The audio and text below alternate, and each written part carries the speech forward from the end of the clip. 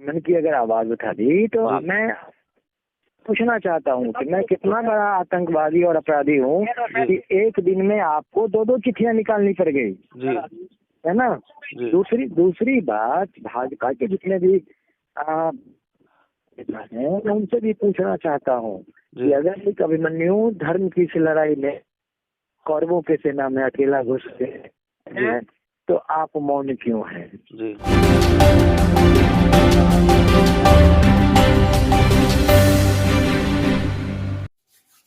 नमस्कार, आप देख रहे हैं रबजी लाइव और मैं हूं अभिषेक मिश्रा। बिहार के पूर्व मुख्यमंत्री जीतन राम मांझी ने पंडितों के लिए जो कुछ भी कहा, उस बयान पर बवाल अब भी नहीं थमा है। हालांकि जीतन राम मांझी एक बार नहीं कई बार इस पर सफाई दे चुके हैं, माफी मांग चुके हैं, लेकिन कई बार उन्होंने इन शब्दों का इस्तेमाल एक बार फिर किया है और ये कहा है कि उन्होंने दूसरे लोगों के लिए इन शब्दों का इस्तेमाल किया था। तो चूंकि बवाल नहीं थमा है और इसलिए कई खबरें इसको लेकर सामने लगातार आ रही हैं।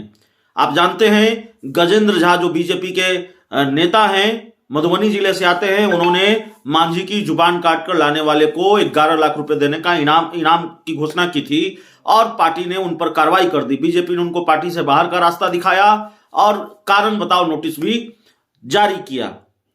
अब पूर्व सीएम मांझी के बाद गजेंद्र झा ने अपनी पार्टी बीजेपी के खिलाफ भी मोर्चा खोल दिया है और बीजेपी के खिलाफ भी उन्होंने एक तरह से जंग का ऐलान कर दिया है। गजेंद्र झा से हमारी बात फोन पर हुई उनके निष्कासन के बाद, जब बीजेपी ने उनके खिलाफ कार्रवाई की तो उनसे हमारी फोन पर बातचीत हुई। वो पटना में नहीं हैं और पटना से बाहर हैं।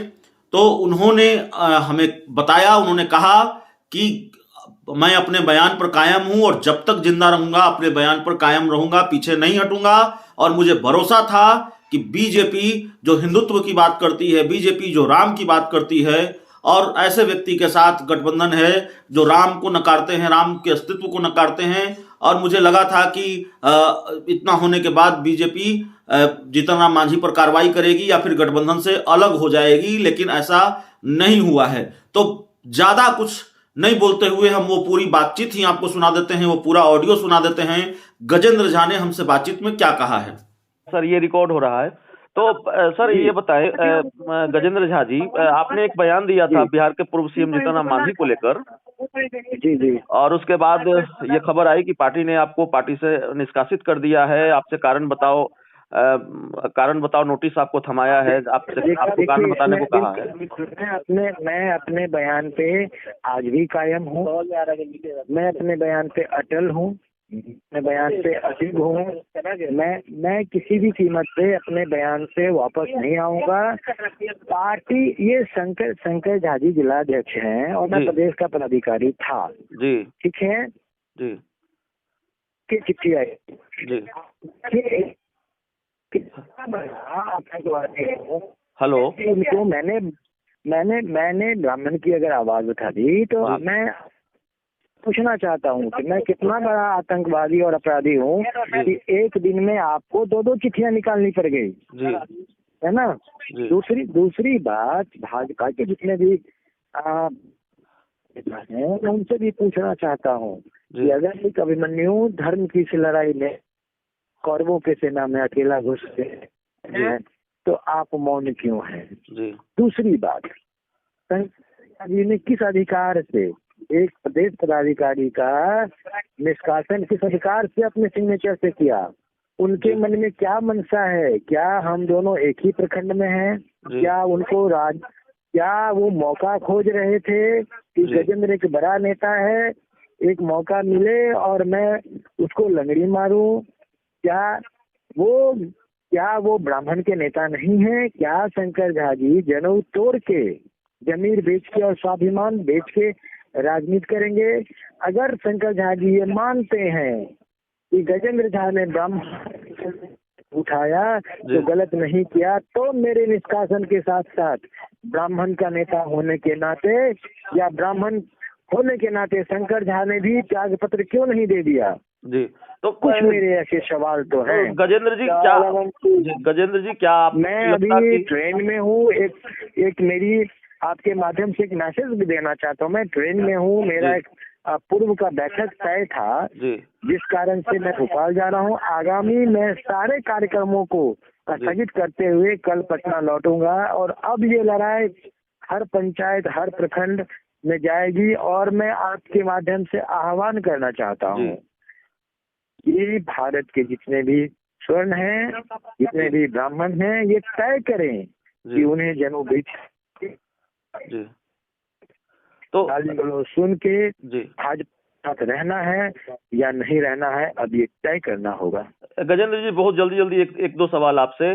जिस तरह का बयान आपने दिया, आपको नहीं लगता कि एक बयान बिहार के पूर्व सीएम जीतन राम मांझी की तरफ से आया वो आपत्तिजनक था? बदले में आपने जो दिया उसको भी सही नहीं ठहराया जा सकता, वो भी अपने आप में बड़ा आपत्तिजनक बयान था। मानते हैं आप इस बात को? बिल्कुल नहीं मानता।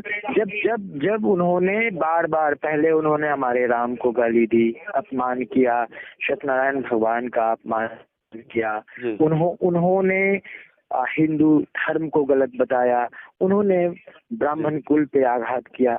तो अब इस चीज को मैं बर्दाश्त नहीं कर सका। बार बार जब जिस जीवा से बार बार आप किसी को गाली देते हैं, तो फिर अगर मैंने उस जीवा को काट के लाने वाले को 11 लाख रुपया और जीवन भर का भरण पोषण का ऐलान कर दिया, आज अगर ब्राह्मण का बेटा इस बात का प्रतिकार कर रहा है, तो किसी को क्या इसमें आपत्ति है?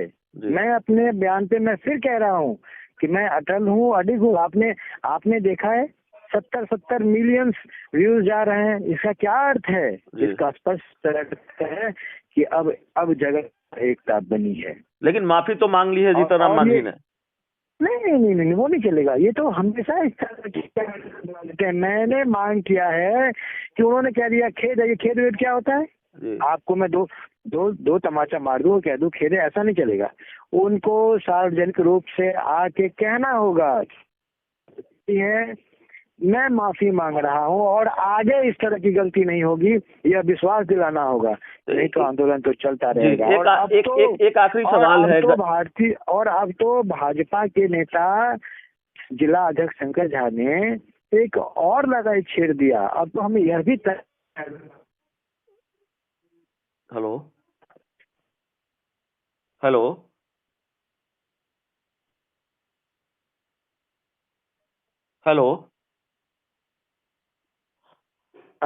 जी सर। हाँ, क्योंकि मैं ट्रेन में हूँ, इस वजह से आपको आवाज में भी दिक्कत आ रही होगी। यही चीजें हैं। ये अब यह लड़ाई बहुत आगे बढ़ गया है और मैं अब पीछे हटने वाला नहीं हूँ। एक आखिरी सवाल है गजेंद्र जी। सवाल यह है कि जीतन राम मांझी राम के अस्तित्व पर भी सवाल उठाते रहे हैं और लगातार उठा भी रहे हैं। वैसे में आपको अपनी पार्टी से अपेक्षा क्या थी? चूंकि एनडीए का हिस्सा है जीतन राम मांझी। मुझे लगा था जो राम के नाम पे जिस हिंदू राष्ट्र की बात हम करते हैं, हिंदुवादी विचारधारा को लेकर हम चले थे, उसको किसी ने गाली दिया है। तो मुझे लगा था कि शायद हम गठबंधन से अलग हो जाएंगे और हम, जैसे हमारे नेता मोदी जी भी कहते थे कि हम सत्ता के लोभ में नहीं आते, तो मुझे लग रहा था कि भाई हम अकेला रास्ता जरूरत पड़ी तो हम अकेला भी रास्ता देख लेंगे, लेकिन हम गाली बर्दाश्त नहीं करेंगे। लेकिन शायद मैं कहीं गलत था।